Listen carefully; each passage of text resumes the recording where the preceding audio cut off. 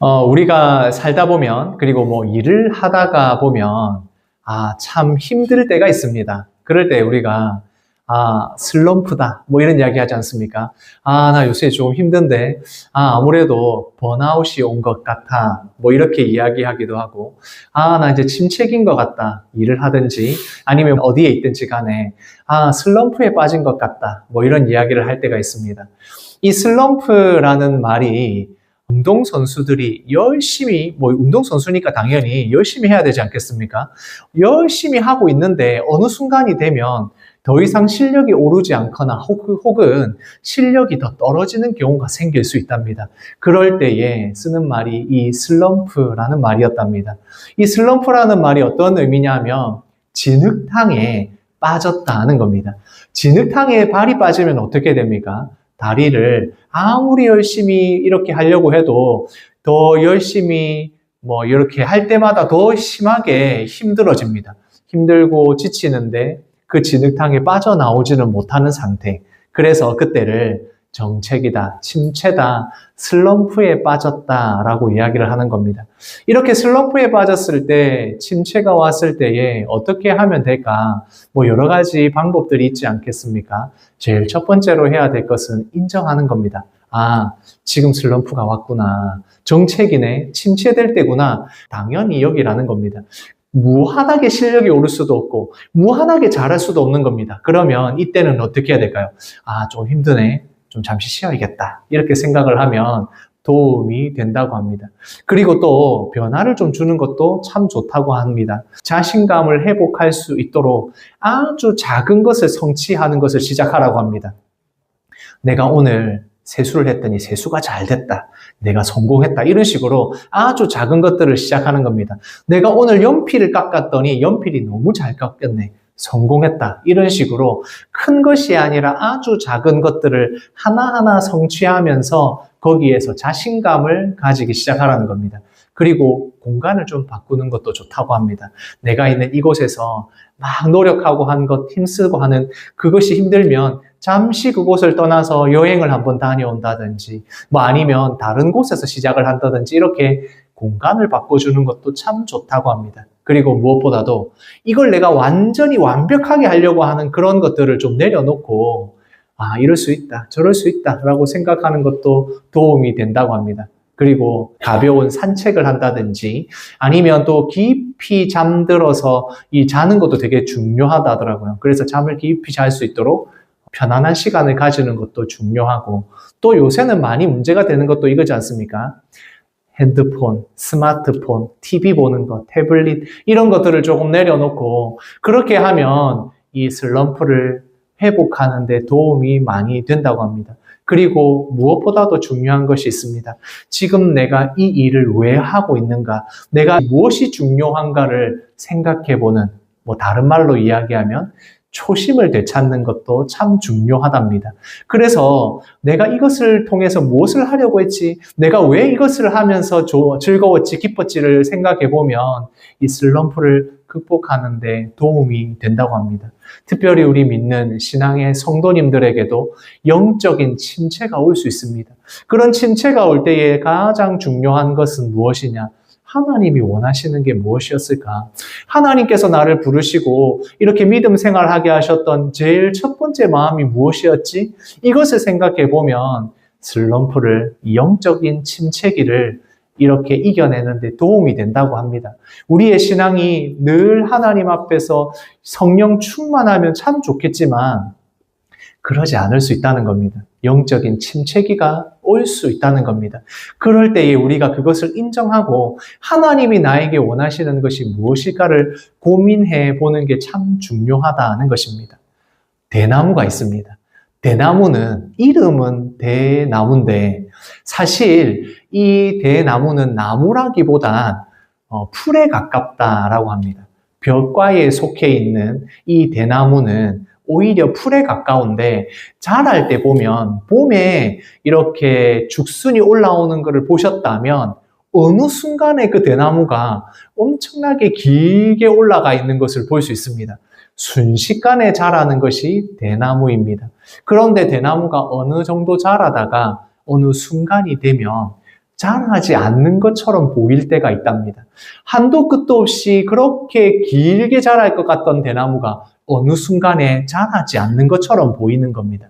그때가 어떨 때이냐 하면 바로 그때가 마디를 만드는 때랍니다. 이렇게 자라다가 단단한 마디가 있어야 이 대나무가 다음으로 도약하고 클 수가 있는 겁니다. 대나무를 보시면 어떻습니까? 속이 비어 있지 않습니까?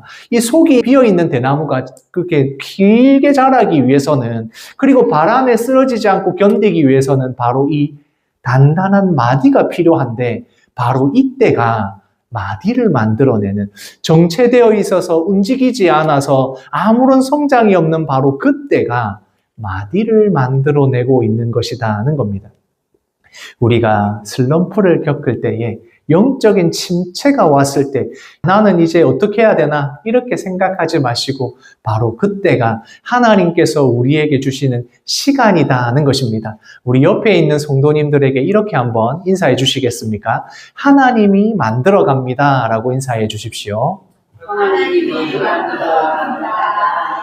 지금 우리가 영적으로 충만하고 성령이 충만해서 영적으로 무럭무럭 자라고 있다면 그것도 하나님께서 우리에게 주시는, 하나님이 만들어 가시는 과정이고, 내가 영적으로 침체가 되어 있는 것 같고 믿음이 부족하고 연약해져서 넘어질 것 같은 시기가 왔다면 그것 또한 하나님께서 만들어 가시는 그 시기입니다.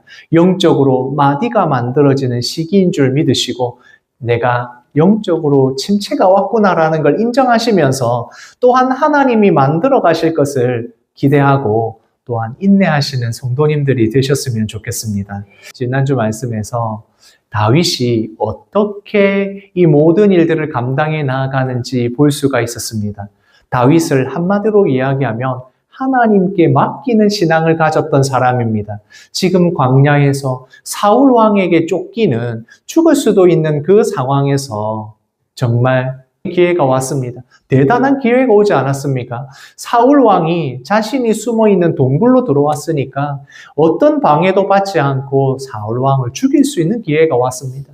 옆에 있는 사람들, 다윗과 함께한 군사들은 다윗이여, 지금 기회가 왔습니다. 사울 왕을 잡을 수 있는 절호의 기회입니다. 이렇게 이야기를 했지만 다윗은 그러지 않습니다. 왜냐하면 이 기름 부음 받은 왕을 자신의 손으로 죽일 수 없다는 것입니다. 그래서 사울에 대해서는 하나님께서 판단하실 것이다 라는 분명한 믿음을 가지고 있었습니다. 그래, 결국은 어떻게 됩니까? 사울이 이 모든 이야기를 듣고는 자신을 죽일 수 있었던 다윗이 그러지 않았다는 것을 알게 되는 겁니다. 그러니까 정말 여호와 하나님께서 너에게 선하게 갚으실 것을 내가 기대한다. 또한 다윗, 네가 왕이 될 거야. 네가 왕이 되면 나의 자손들, 나의 후손들을 제발 살려줘. 맹세해줘. 이렇게 할 정도였다는 겁니다. 그리고 나서는 어떻게 됩니까?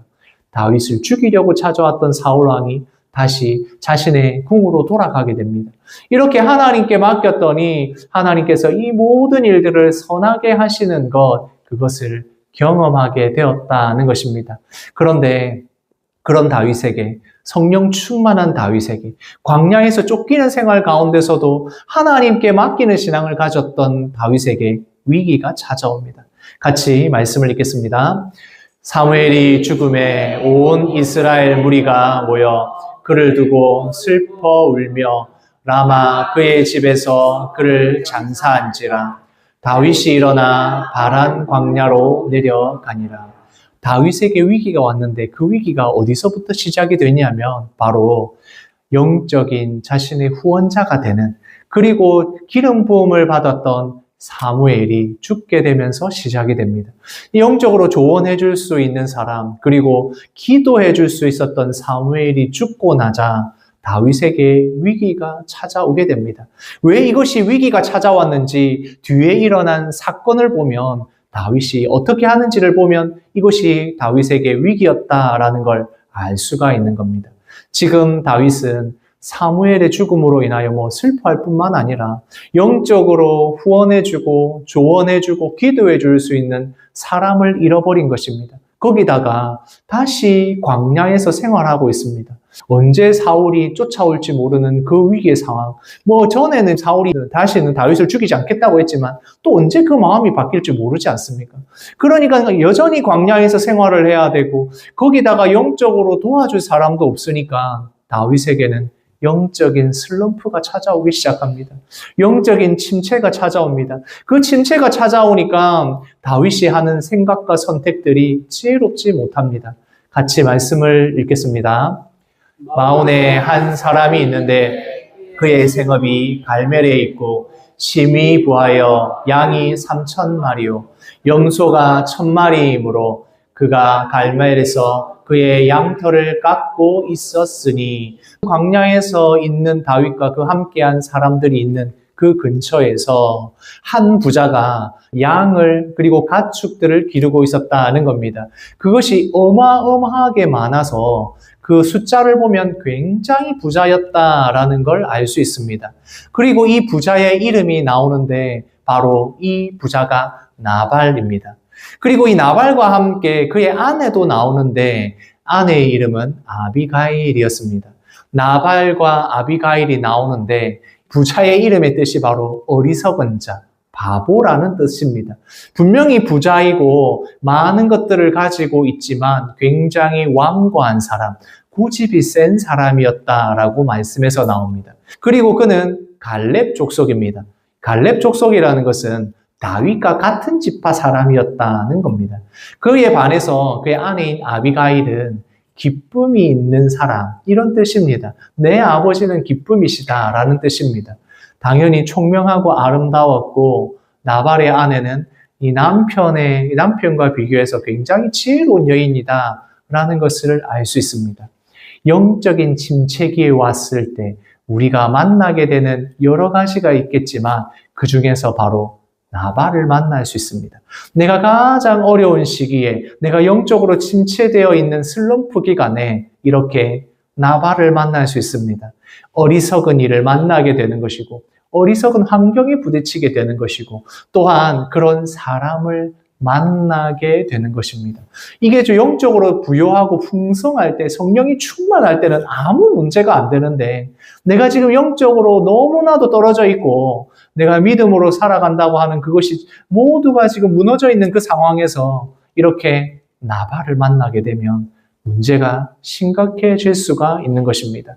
지금 이 상황을 보면 이 부자 나발에게 양털을 깎는 날이 되었다는 겁니다. 이 양털을 깎는다라고 하면 꼭 곡식을 추수하는 것과 같이 양의 털을 깎는 그러니까 수입을 얻게 되는 굉장히 좋은 날입니다.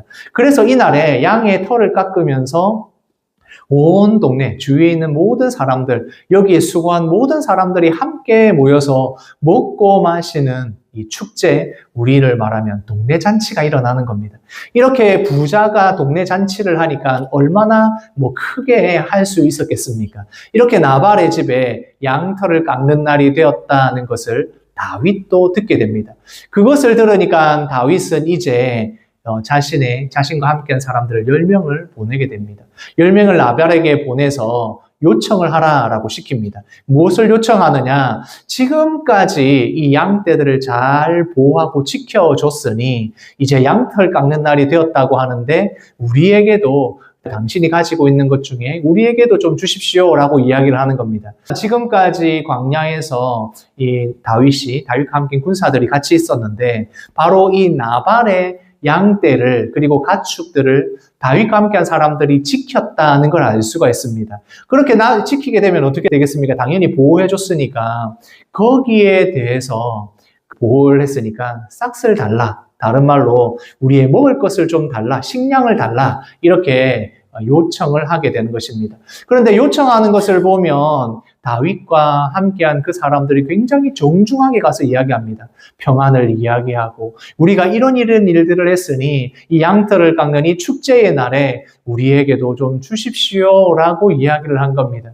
그런데 이렇게 나발에게 찾아와서 정중하게 요청을 했는데 그리고 당연히 받아야 할 것을 이 잔칫날에 달라고 했는데 나발의 태도가 참 심각합니다. 이 나발이 어떻게 하냐면 다윗의 사람들이 오니까 이야기를 하는 겁니다. 아니, 이 쇠의 아들이 누군데? 다윗이 누군데? 누구길래 이리 와가지고 나한테 뭘 내어놓으라 하느냐. 요즘 보니까 주인에게서 억지로 도망간 그런 노예들이 많다고 하던데 그런 거 아니냐라고 이야기를 합니다. 다윗과 함께한 사람들이 주인에게서 도망친 도망 노예들이다라는 겁니다. 그러면서 내가 줄 게 뭐 어딨나? 도망친 노예들한테 줄 거 하나도 없다. 이렇게 나발이 당연히 주어야 될 것을 주지 않으면서 다윗을 그리고 다윗과 함께한 사람들을 모욕했다는 겁니다. 이 이야기를 당연히 다윗이 듣지 않았겠습니까? 다윗이 들어서 어떻게 했는지 말씀을 같이 한번 읽어보겠습니다. 다윗이 자기 사람들에게 이르되 너희는 각기 칼을 차라 하니 각기 칼을 차매 다윗도 자기 칼을 차고 400명 가량은 데리고 올라가고 200명은 소유물 곁에 있게 하니라. 이 말을 들은 다윗은 너무너무 화가 난 것입니다. 그래서 당장 이거를 해결해야겠다라고 생각을 하고 나발과 그와 함께한 모든 사람들을 다 멸해야겠다라고 작정을 합니다. 그리고 모든 무기를 들고 다윗이 있는 곳에 지키는 사람을 제외하고는 전부 다 군사들이 준비를 해서 나서게 합니다. 이제 나발과 함께한 사람들을 다 죽이겠다라고 마음을 먹었다는 겁니다. 이전에 다윗이 광야 생활을 할 때에도 사울 왕에 쫓기는 그 위험한 순간에도 믿음을 가지고 있을 때, 영적으로 풍성했을 때 어떻게 했습니까? 사울 왕도 죽이지 않았습니다. 자신을 죽이려고 찾아와 있던 사울 왕도 죽이지 않고 사울 왕의 옷자락을 베면서도 내가 하나님이 기름 부은 사람의 이 옷을 자르다니 하면서 양심의 가책을 느꼈던 그런 다윗이었는데 지금 어떻습니까? 영적으로 침체가 오고 슬럼프가 오니까 이건 안 되겠다. 하나님께 맡길 게 아니라 내가 이것을 심판해야겠다. 이렇게 나를 모욕하고 우리 함께한 사람들을 모욕하는 이 사람 가만두면 안 되겠다. 라고 직접 나서서 칼을 들고 이들을 멸하겠다고 작정했다는 겁니다. 하나님께 맡기던 사람이 하나님께 맡기지 않고 어떻게 하고 있습니까? 내가 스스로 해결해야겠다. 분노에 가득 차서 칼을 휘두르기 위해서 나섰다는 겁니다. 우리가 언제든지 찾아올 수 있는 일입니다.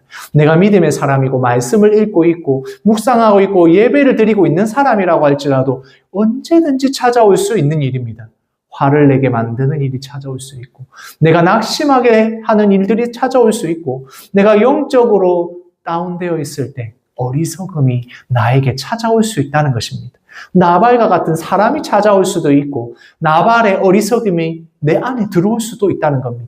그런 언제든지 찾아올 수 있는 이 상황을 다윗이 만나게 됩니다. 이렇게 다윗에게 찾아왔을 때 다윗은 나가서 자기 스스로 하나님께 맡기지 않고 폭력을 통해서 전쟁을 통해서 전투를 통해서 이 일을 해결하려고 하는 것입니다. 그때 한 하인이 지혜롭게 행동합니다. 말씀을 같이 읽겠습니다. 하인들 가운데 하나가 나발의 아내 아비가일에게 말하여 이르되 다윗이 우리 주인에게 문안하러 광야에서 전령들을 보냈거늘 주인이 그들을 모욕하였나이다. 하인 하나가 이거 안 되겠거든요. 이거 지금 심각하거든요. 그래서 나발의 아내 여주인 아비가일에게서 이야기합니다. 주인이시여 보십시오. 지금 이 다윗과 함께한 군사들이 우리의 양떼를 지키기 위해서 밤낮으로 그렇게 노력을 하고 했는데 이제 양털 깎는 날이 되어서 그것을 받으려고 수고비를 받으려고 왔는데 이 어리석은 주인 나발이 이렇게 모욕을 했습니다. 어떡하죠? 라고 이야기를 하는 겁니다. 그러니까 아비가일이 이것을 듣고 이 상황이 어떻게 될지를 너무나도 잘 알게 되는 겁니다. 나발은 어리석지만 아비가일은 그렇지 않습니다. 이 총명한 여인은 이것이 어떤 문제가 생길 줄 알고 이제 모든 준비를 해서 다윗을 만나러 갑니다. 잘못하면 자기 집이 지금 모든 것이 다 멸해질 수 있는, 지금 죽을 수 있는 상황이니까 급히 엄청 많은 양의 양식들을 준비해서 다윗을 만나기 위해 가게 됩니다. 그리고 가는 도중에 칼을 차고 군대를 이끌고 있는, 지금 싸우려고 오고 있는 다윗과 마주치게 됩니다. 그때 아비가일은 고개를 숙이고 엎드려서 다윗을 설득하게 됩니다. 제일 처음에 아비가일이 설득하는 이 말입니다. 나발의 어리석음을 용서하시고 다 이것이 내 허물입니다. 내 죄입니다. 나를 보시고 나에게 돌려주십시오. 라고 먼저 다윗의 마음을 누그러뜨립니다. 그러면서 이야기합니다. 지금 다윗 당신이 하고 있는 이 모든 것, 결국에는 하나님께서 이 나라를, 이 모든 것을 다스릴 것으로 주실 것인데 이 모든 것은 지금 여호와 하나님께서 하시는 싸움이 아닙니까? 이것은 혈과 육의 싸움이 아니라 하나님께서 하시는 싸움이 아닙니까? 라고 설득을 하는 겁니다. 그리고 마지막으로 또 이야기하는 그 마지막 설득은 그겁니다. 지금 만약 이렇게 사사로이 이런 일들을 보복을 하신다면 나중에 이 이스라엘의 지도자가 되셔서 왕이 되셨을 때 사사롭게 이런 일들을 보복한 것에 대해서 결국에는 당신에게는 허물이 될 겁니다. 이것을 한번 생각해 보십시오. 라고 하면서 아비가일이 다윗을 설득했다는 겁니다. 지금 다윗이 어떤 상태입니까? 영적으로 아주 침체된 상황이고 그때 모욕을 받은 겁니다. 참지 못하고 칼을 들고 이 나발과 그 집을 다 멸해야겠다고 이미 마음을 먹었습니다. 그렇게 씩씩거리면서 지금 가고 있는데 아비가일을 만났다는 겁니다. 아마 대부분 우리는 그럴 겁니다. 너무 화가 난 상태에서 누가 무슨 말을 해도 잘 안 듣게 됩니다. 왜냐하면 이미 열이 났거든요. 화가 났는데 무슨 말이 들리겠습니까? 그런데 아비가일이 하는 말을 듣게 되는 겁니다. 왜냐하면 이 아비가일은 하나님께서 보내신 사람이거든요. 하나님께서 어리석은 행동을 하게 될 다윗을 막기 위해서 보낸 사람이라는 겁니다. 우리가 움직이기 위해서 차가 움직이고 여러 가지 기기들이 움직이기 위해서는 안에 여러 가지 부품들이 필요합니다. 차가 움직일 때 그 힘은 엔진이 가지고 있지만 그 엔진의 힘을 이 바퀴와 여러 가지로 옮겨가기 위해서는 그 기어들이 맞물려서 돌아갑니다. 그 기어들이 맞물려 돌아가는데 금속으로 된 기어가 아주 빨리 고속으로 맞물려 돌아가기 때문에 거기에는 열도 많이 나고 계속 하다 보면 마모가 일어납니다. 그런데 거기에 윤활유를 부으면, 거기에 윤활유를 넣어주면 어떻습니까? 그것이 마모가 일어나지 않고 열을 잡아주고 그래서 계속해서 원활하게 돌아가지 않습니까? 그것처럼 아비가일이 다윗 앞에 나와서 지금 열을 받아서 모두 다 멸하려고 하는 그 분노의 자리에서 지혜롭게 말하게 됩니다. 힘으로 막아서지 않고 하나님이 주시는 지혜로 막아서는 이 아비가일을 통해서 다윗의 마음이 바뀌게 되는 것입니다. 아비가일이 하는 말을 한번 보십시오. 말씀을 같이 읽겠습니다. 사람이 일어나서 내 주를 쫓아 내 주의 생명을 찾을지라도 내 주의 생명은 내 주의 하나님 여호와와 함께 생명 싸개 속에 쌓였을 것이요. 이 모든 것은 여호와 하나님이 하시는 싸움일 뿐만 아니라 여호와 하나님이 당신과 함께하고 있습니다. 그래서 어디를 가든지 무엇이든 당신의 생명을 해하려고 하는 사울 왕도 있고 여러 가지 것들이 있지만 그 모든 것은 하나님께서 지키실 겁니다. 여호와 하나님이 당신과 함께 생명 싸개 속에 있지 않습니까? 라고 이야기합니다. 여기서 이 생명 싸개라는 말은 생명의 묶음, 또 다른 말로는 아주 귀한 보석들이 들어있는 주머니라는 말입니다. 귀한 것들을 어디에다 넣어 놓습니까? 가장 귀한 보석함에 넣어 놓는 것처럼 우리의 생명이 귀하니까 그것을 딱 귀한 곳에 넣어서 해치지 못하도록 그리고 지키고 보호하는 것처럼 하나님께서 다윗 당신을 이렇게 보호하고 계십니다. 라고 이야기해 주는 겁니다. 광야에서 사울왕이 언제 쫓아와서 죽일지 모르는 그 모든 상황을 이 아비가일은 지혜롭게 하나님이 이 상황 가운데서도 지키고 계십니다. 그러니까 이렇게까지 영적으로 침체되어 있지 마시고 하나님 의지하고 여호와 하나님 앞에 맡기십시오라고 아비가일이 이야기를 했다는 겁니다. 우리가 영적으로 여유가 없을 때, 마음으로 여유가 없을 때 이런 일들이 일어납니다. 싸우지 않아야 될 것을 싸우게 되고 다투지 않을 걸 다투게 되고 모든 어리석은 선택을 할 때는 항상 여유가 없을 때 일어납니다. 그런 영적인 여유가 없을 때에, 내 마음의 여유가 없을 때에 결국엔 하나님께서 주시는 은혜가 분명하게 필요한 것입니다. 이 영적인 여유가 없을 때에 하나님의 말씀을 찾는 그 분명한 지혜가 필요한 것입니다.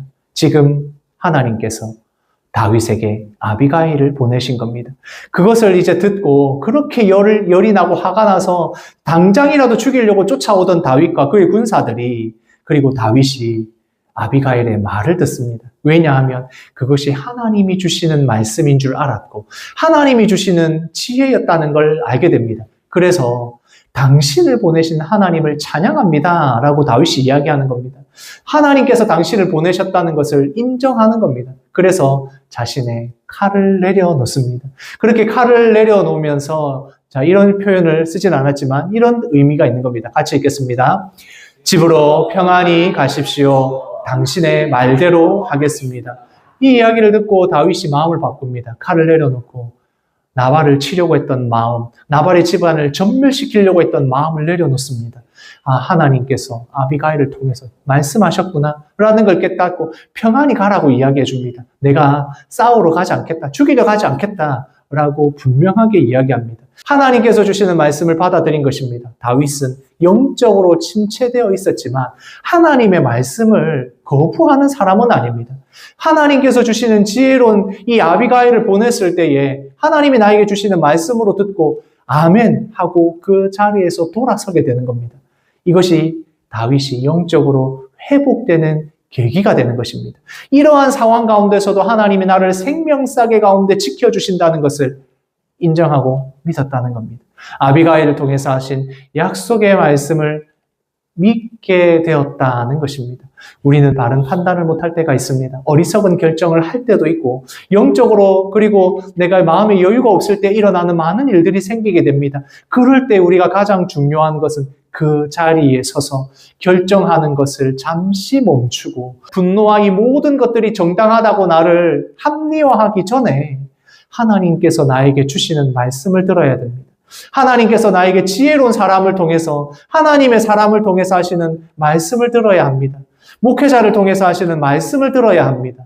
하나님의 말씀을 읽고 묵상하면서 나에게 주시는 하나님의 뜻이 무엇인지를 보아야 합니다. 그럴 때 성령 하나님께서 깨닫게 하십니다. 나의 마음을 잠잠하게 재워주시고 내가 마음에 분노가 일어나는 것들을 하나님께서 내려놓게 하시고 그 가운데 바른 판단을 하게 하시고 돌아서게 하시는 지혜를 주시는 겁니다. 바로 그것을 우리가 바라보면서 살아가는 겁니다. 영적으로 언제나 침체될 수 있습니다. 어리석어질 수도 있고 화가 날 때도 있습니다. 그러나 그때 우리가 무엇을 생각하고 바라보느냐에 따라서 너무나도 달라지는 것입니다. 결국 다윗은 스스로 판단하는 것을 멈추고 하나님께 맡기게 됩니다. 스스로 이 문제를 해결해서 모든 것을 멸하려고 했지만 그것을 멈추고 아비가일의 말을 듣게 됩니다. 시간이 지나고 나서 어떻게 되었겠습니까? 이 모든 문제를 하나님께서 판단해 주십니다. 나발은 자신의 양털 깎는 축제에 너무나도 즐겁고 흥겹게 놀다가 술에 취해서 잠이 들었습니다. 그 다음날 일어났을 때 아내 아비가일이 어떤 일이 일어난지를 이야기해 줍니다. 그 이야기를 듣자 나발은 너무 놀라서 굳어져 죽게 됩니다. 이 모든 일들을 하나님께서 결국 이렇게 판단해 주시더라는 겁니다. 다윗이 모든 그런 결정들을 하나님께 맡겼을 때 분노하여서 스스로 칼로 해결하지 않고 하나님 앞에 맡기는 지혜를 나타냈을 때 아비가일을 통해서 지혜를 얻었을 때 바로 이런 일이 일어나는 것입니다. 같이 읽겠습니다. 나의 생각보다 완전하신 하나님을 의지합니다. 어리석은 결정과 내가 영적으로 침체되어 있을 때 그때 내가 선택하고 결정하지 마시고 하나님 앞에 맡기고 나보다 더 지혜로우신 나의 생각보다 완전하신 하나님 앞에 맡기고 의지하시는 우리 영대교회 모든 성도님들 되시기를 소원합니다. 아멘.